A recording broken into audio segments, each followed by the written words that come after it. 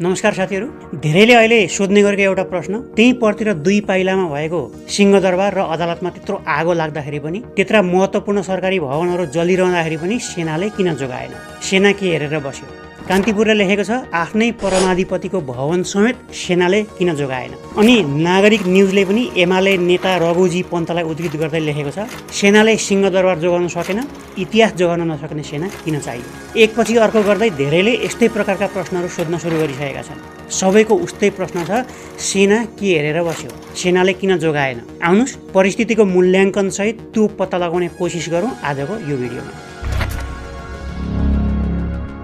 पहिला सुरु गरौँ त्यो दिन के भएको थियो त्योबाट।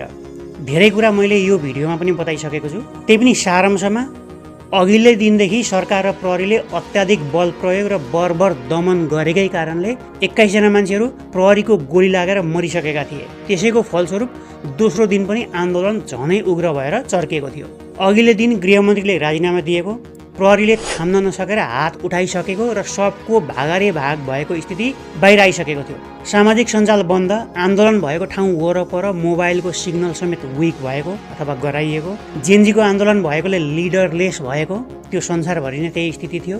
लिडरलेस भएको फाइदा उठाउँदै व्यापक घुसपैठ भएको कारणले गर्दाखेरि बेलुका अबेरसम्म पनि तोडफोड र आगजनी कायमै रहेको अवस्था थियो त्यो दिन। अघिल्लो दिन त्यत्रो नरसंहार भइसक्दाखेरि पनि राजीनामा दिनको लागि अनुरोध गर्दा समेत राजीनामा नदिइकन बसेका तत्कालीन प्रधानमन्त्री ओली दोस्रो दिन पनि प्रदर्शनकारीहरूले झन्डै सबैतिर तोडफोड र आगजनी गरिसक्दा पनि, नियन्त्रण काबुबाट बाहिर गइसक्दा पनि राजीनामा दिन मानेका थिएनन् भन्ने कुरा बाहिर आइसकेको छ। अन्त्यमा चारैवटा सुरक्षा निकायका प्रमुखहरूले राजीनामा नदिएदेखि सुरक्षा दिन नसक्ने र कन्ट्रोल पनि गर्न नसक्ने स्थिति आइसकेको भनेर ब्रिफिङ गरेपछि बल्ल आएर ओलीले राजीनामा दिन तयार भएका थिए भनिएको छ। लगभग 1 बजेदेखि 3 बजेको बिचसम्ममा प्रधानमन्त्रीको राजीनामा आइसकेको थियो।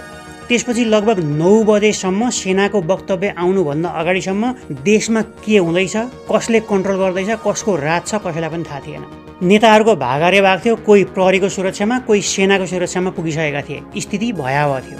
अब यति बुझिसकेपछि सेना परिचालनबारे, किनभने देशको स्थिति खराब थियो भन्ने कुरा देखिसक्यो, झन्डै सङ्कटकालको स्थिति आइसकेको थियो भन्ने कुरा पनि देखियो। अब सेना परिचालन गर्नु पर्यो भने सेनासँग सम्बन्धित संविधानमा के व्यवस्था छ त्यो पहिला हेरौँ, अनि त्यस पछाडि केही कुराहरू बुझौँला।